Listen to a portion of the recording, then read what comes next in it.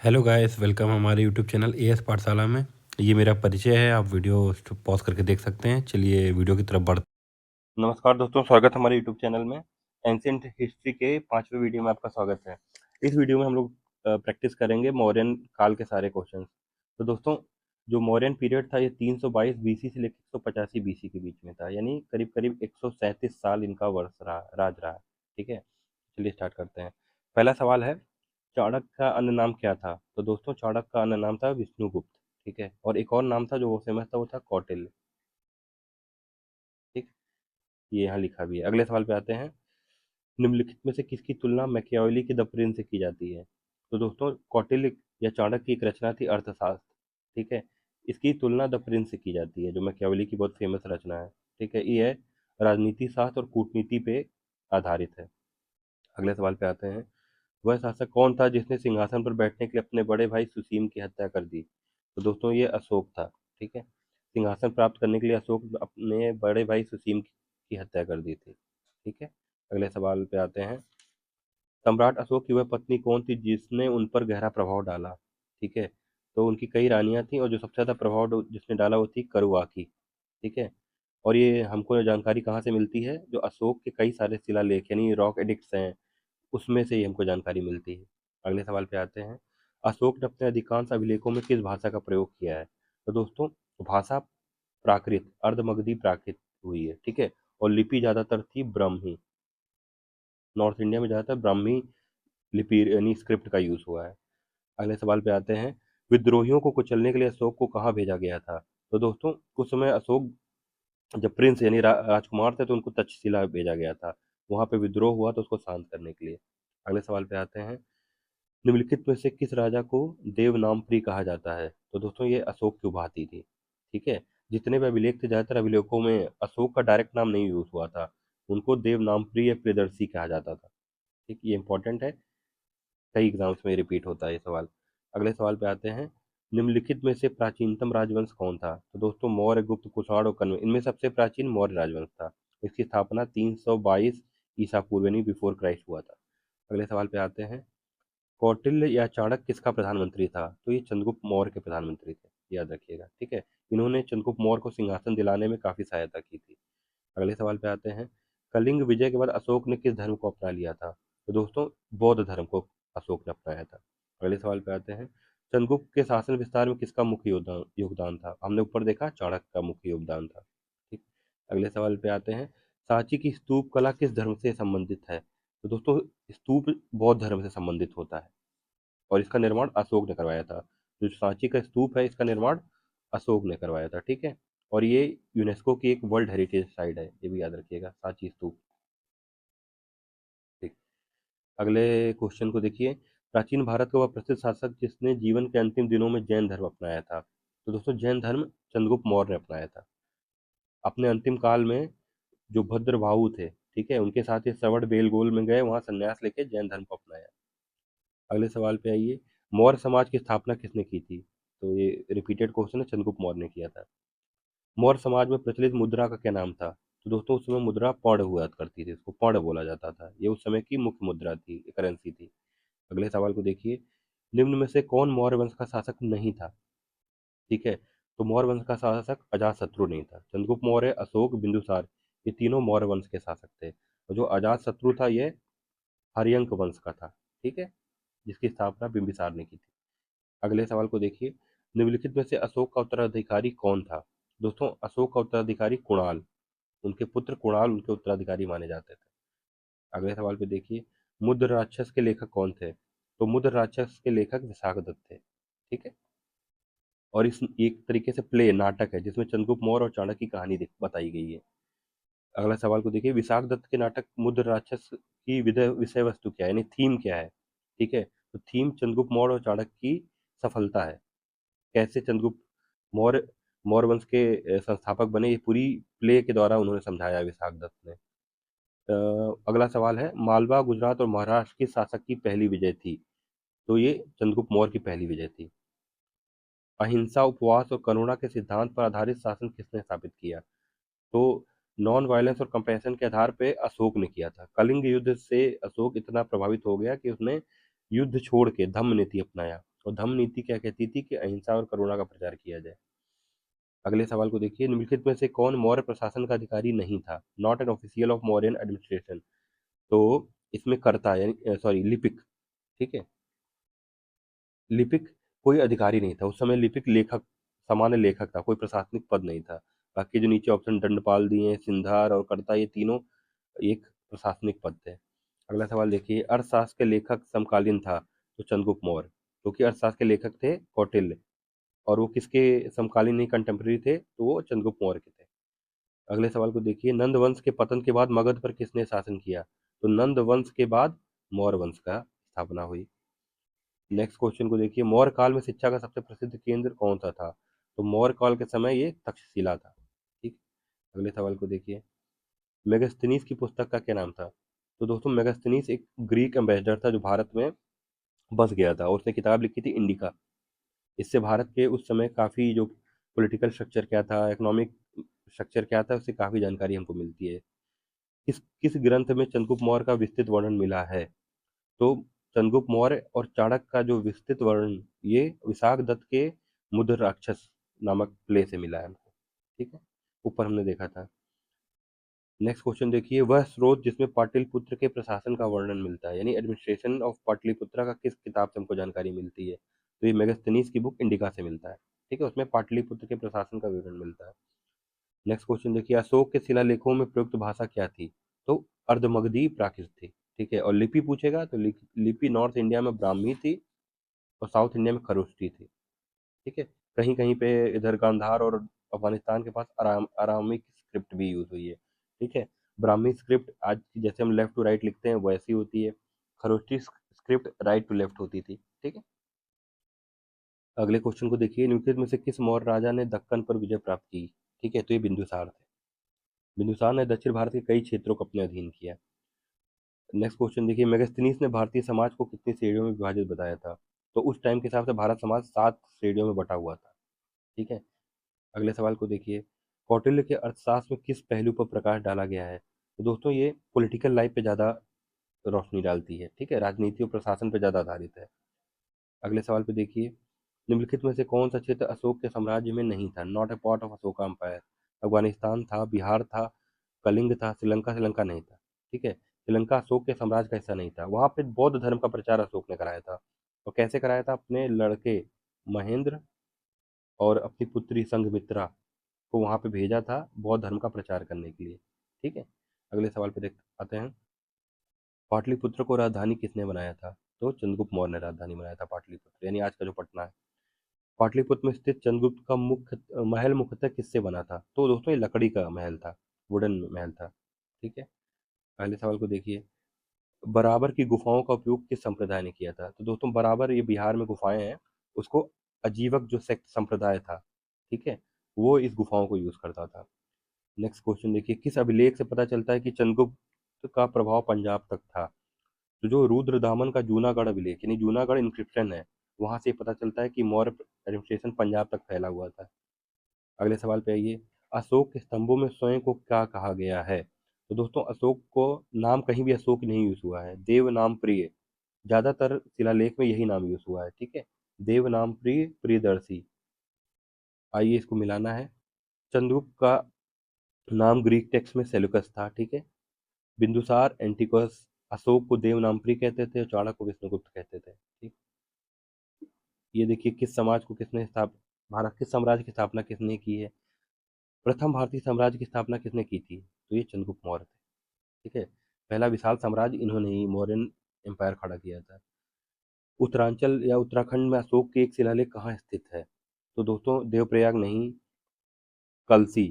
ठीक है, श्रीनगर नहीं, श्रीकेश नहीं, कालसी में एक अशोक का बहुत ही फेमस रॉक एडिक्ट पाया गया था। ठीक, याद रखिएगा, उत्तराखंड में यहीं पे था।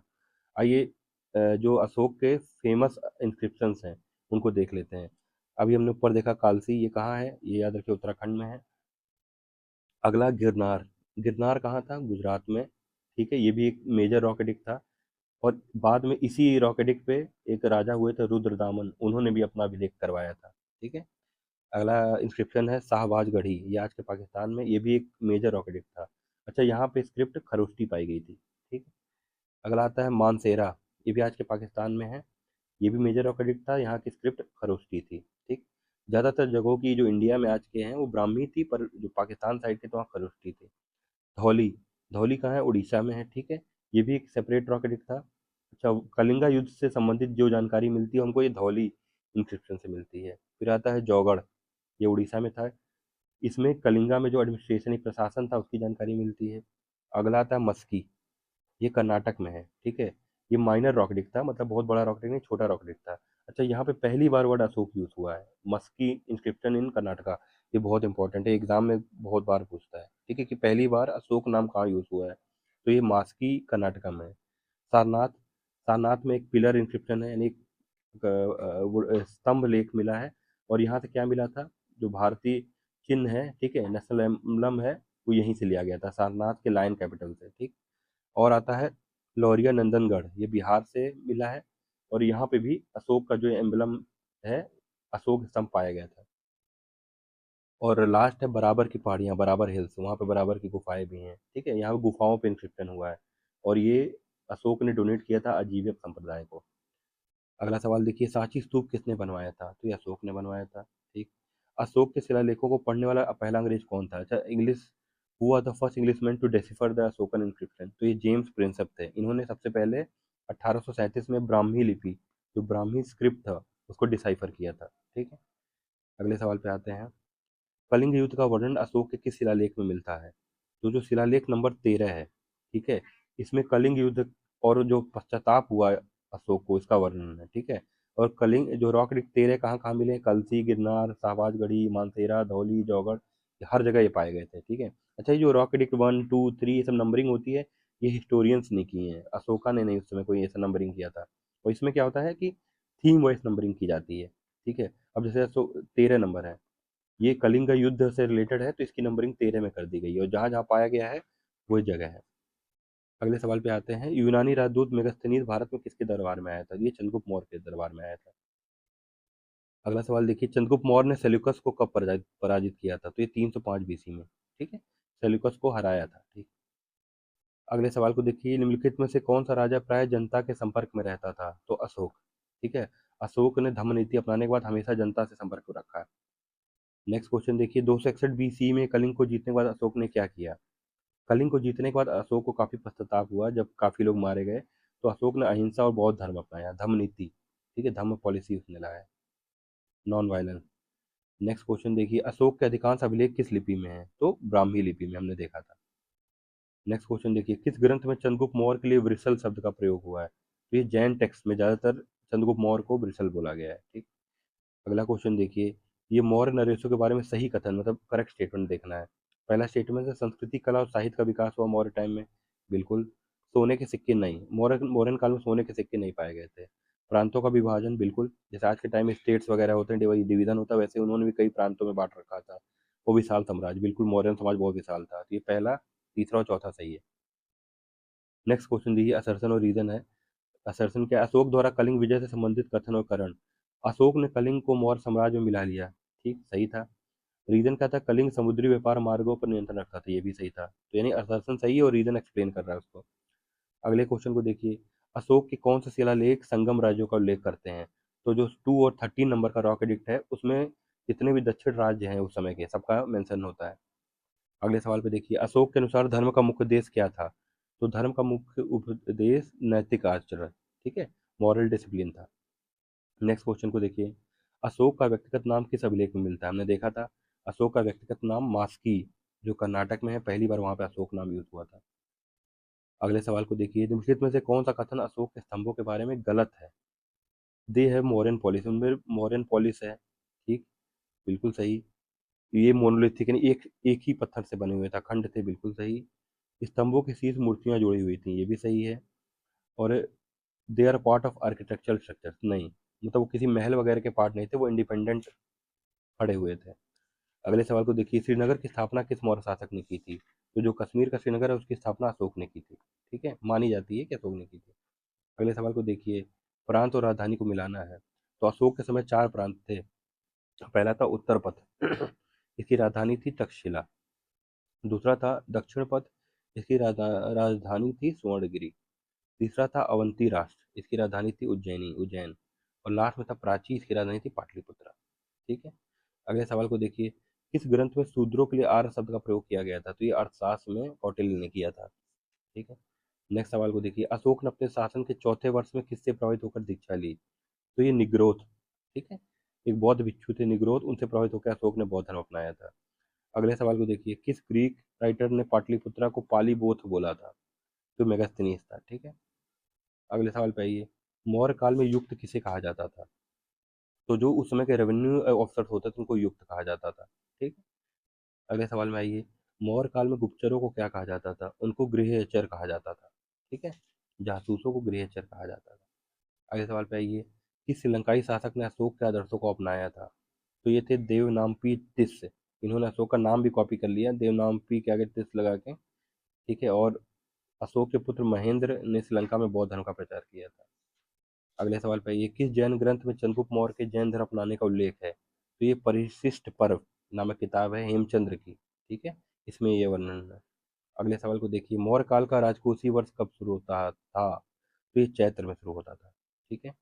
अगले सवाल को देखिए, अशोक के शिलालेखों में किन दक्षिण भारतीय राजाओं का उल्लेख है? चोल, पांड्य, केरल पुत्र, सतीपुत्र। तो ये चारों का वर्णन है। ठीक है। और कौन से रॉकेट थे? 2 और 13। अगले सवाल को देखिए, अशोक के बारे में जानकारी, सॉरी, ये हट जाए। अशोक के बारे में जानकारी का सबसे महत्वपूर्ण स्रोत क्या था? तो इंक्रिप्शन से। ठीक है। अशोक के समय जो इंक्रिप्शन यानी शिलालेख थे उसी से उनके राज्य के बारे में हम ज्यादातर अनुमान लगाते हैं।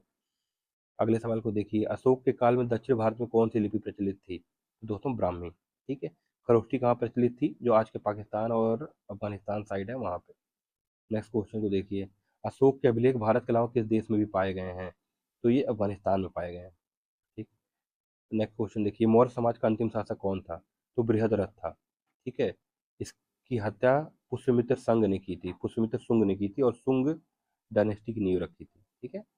मौर्य वंश का आखिरी राजा कौन था? बृहद्रथ। और पहला राजा कौन था? चंद्रगुप्त मौर्य।